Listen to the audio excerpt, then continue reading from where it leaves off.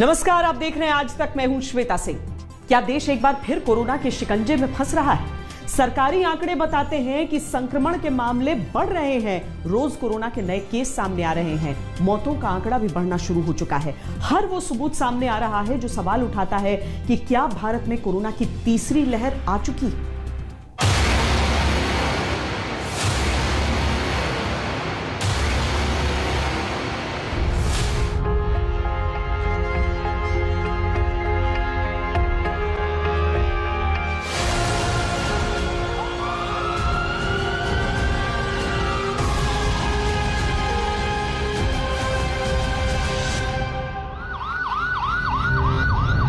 फिर बढ़ने लगा संक्रमण का आंकड़ा।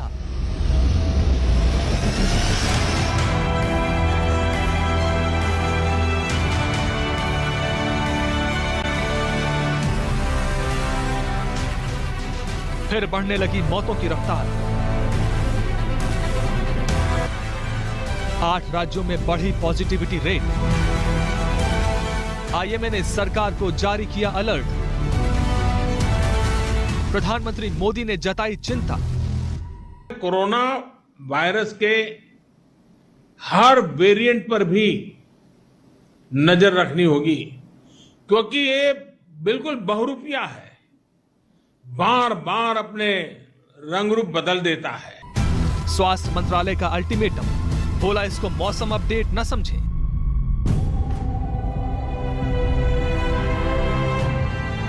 जब हम थर्ड वेव की बात करते हैं तो हम थर्ड वेव को मौसम के समाचार की तरह से, वेदर अपडेट की तरह से सामान्य रूप में ले रहे हैं।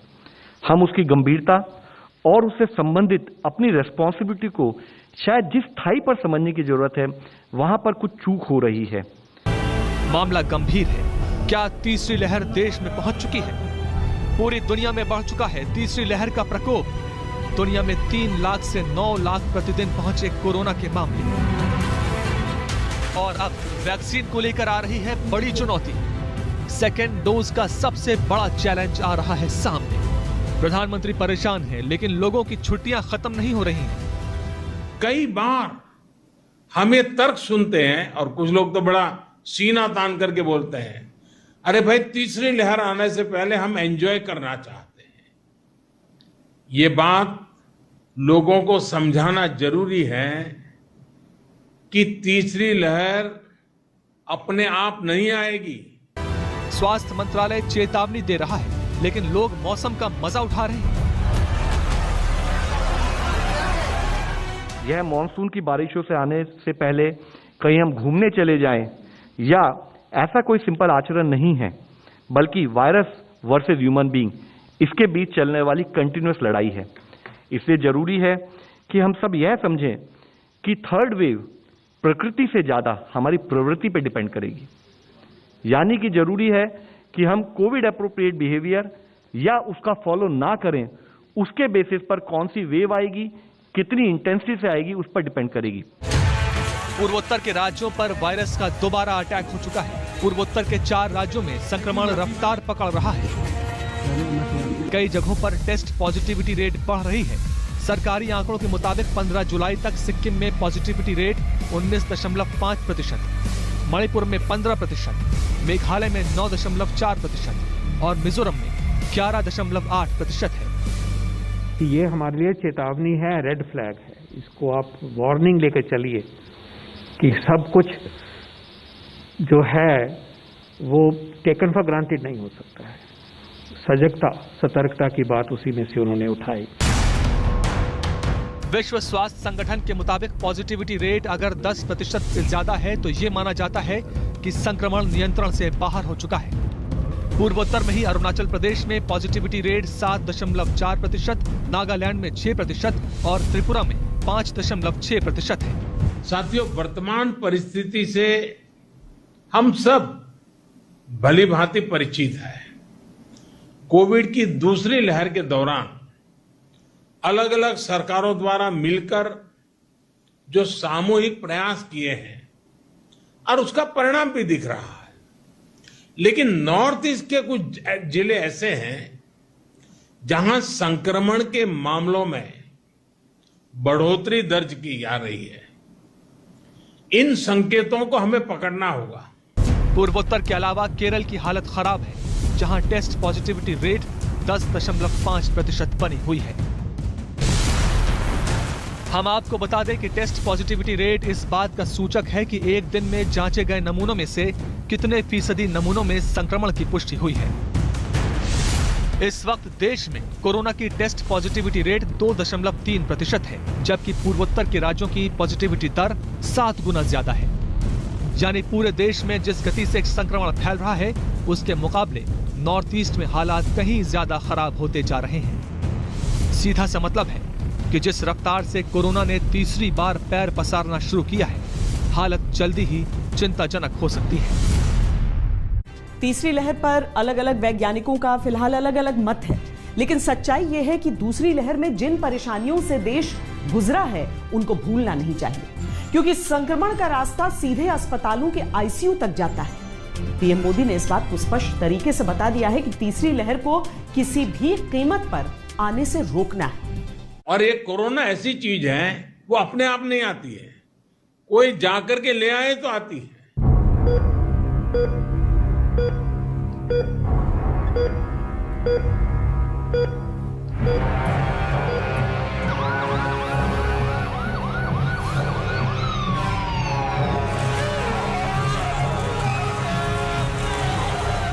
कोरोना की तीसरी लहर कितना खतरनाक हो सकती है, कोई नहीं जानता, लेकिन दूसरी लहर की खौफनाक यादें तीसरी लहर से सावधान रहने के लिए बार बार इशारा कर रही हैं। पीएम मोदी ने पूर्वोत्तर के मुख्यमंत्रियों के साथ मीटिंग में सतर्कता और सावधानी के मंत्र पर जोर दिया।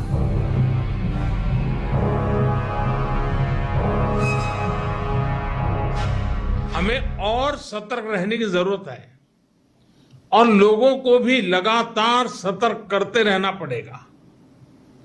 संक्रमण को फैलने से रोकने के लिए हमें माइक्रो लेवल पर और सख्त कदम उठाने होंगे।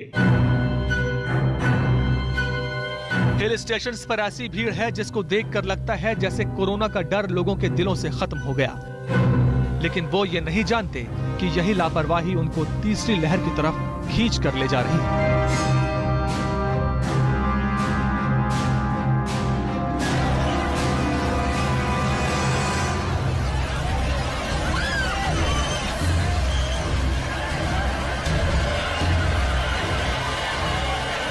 कोरोना की वजह से टूरिज्म, व्यापार, कारोबार ये बहुत प्रभावित हुआ है, लेकिन आज मैं बहुत जोर देकर कहूंगा कि हिल स्टेशन में, मार्केट्स में बिना मास्क पहने, बिना प्रोटोकॉल का अमल किए बिना भारी भीड़ का उमड़ना, मैं समझता हूं एक चिंता का विषय है, ठीक नहीं है। The Delta variant is ripping around the world at a scorching pace, driving a new spike in cases and death. After 10 weeks of declines, deaths are increasing again. We continue to hear reports from all regions of the world about hospitals reaching capacity.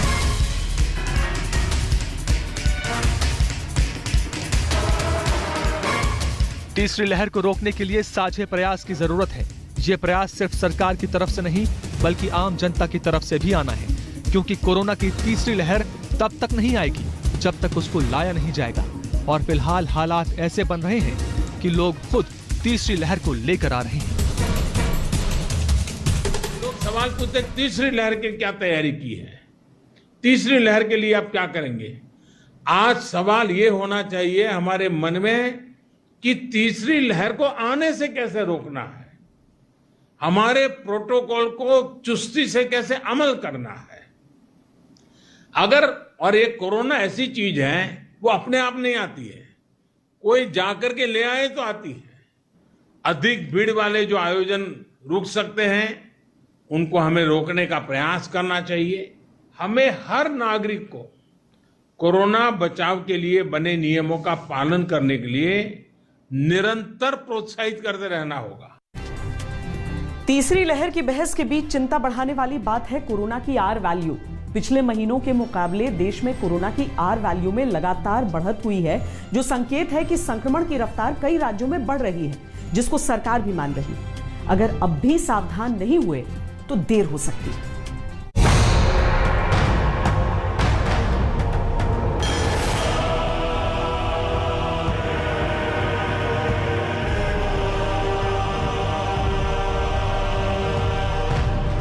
केंद्र सरकार लगातार राज्य सरकारों को Covid नियमों को सख्ती से लागू करवाने की नसीहत दे रही है। उसकी बड़ी वजह यह है कि कोरोना का आर फैक्टर लगातार बढ़ता जा रहा है। आर फैक्टर यानी वो आंकड़ा जो ये बताता है कि एक संक्रमित व्यक्ति कितने दूसरे लोगों को संक्रमित कर सकता है। अगर आर फैक्टर की वैल्यू 1 को पार कर जाती है तो इसका अर्थ होता है कि संक्रमित व्यक्ति एक से ज्यादा व्यक्तियों को संक्रमित कर सकता है। चेन्नई स्थित इंस्टीट्यूट ऑफ मैथमेटिकल साइंसेज के मुताबिक केरल, मणिपुर, अरुणाचल प्रदेश और त्रिपुरा में आर फैक्टर बढ़ चुका है। केरल में आर वैल्यू 1.10 के आसपास होने का अनुमान है। मणिपुर के लिए आर वैल्यू 1.07, मेघालय 0.92, त्रिपुरा 1.15, मिजोरम 0.86, अरुणाचल प्रदेश 1.14, सिक्किम 0.88 और असम में कोरोना आर वैल्यू 0.86 है। इंस्टीट्यूट ऑफ मैथमेटिकल साइंसेज के मुताबिक मई में देश में आर फैक्टर 0.78 पर आया। जून के अंत तक वो 0.88 हो गया। इसी साल फरवरी में आर वैल्यू में उछाल देखा गया, जब ये 0.93 से बढ़कर 1.02 हो गया था। अप्रैल में दूसरी लहर के दौरान ये बढ़कर 1.31 पर पहुंच गया। लेकिन अब जिस तरह से लोगों ने कोविड प्रोटोकॉल नियमों का उल्लंघन किया है, उसके बाद से ये दोबारा 0.78 से बढ़कर 0.88 हो गया है।